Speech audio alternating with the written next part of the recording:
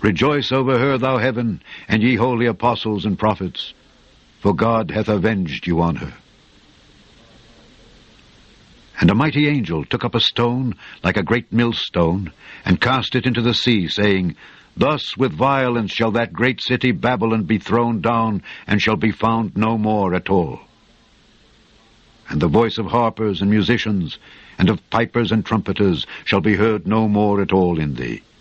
And no craftsman, of whatsoever craft he be, shall be found any more in thee. And the sound of a millstone shall be heard no more at all in thee. And the light of a candle shall shine no more at all in thee. And the voice of the bridegroom and of the bride shall be heard no more at all in thee. For thy merchants were the great men of the earth. For by thy sorceries were all nations deceived. And in her was found the blood of prophets, and of saints, and of all that were slain upon the earth. This is an unprecedented storm, and it's causing us to have an unprecedented response. This is the city of Asheville in the western mountains of North Carolina, 2,000 feet above sea level and hundreds of miles away from the nearest coastline.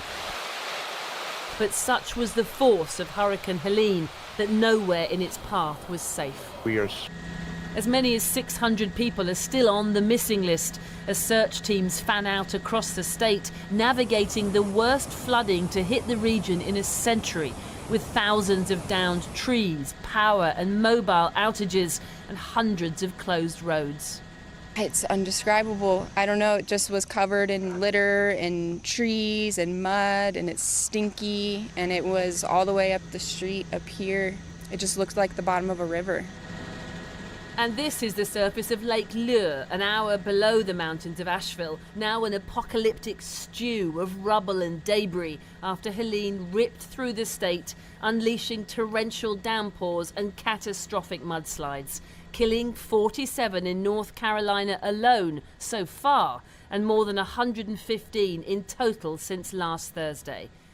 That's when Helene first made landfall on Florida's Gulf Coast as the most powerful hurricane, a Category 4, ever to hit the so-called Big Bend region, before tearing northeast through Georgia, the Carolinas and Tennessee.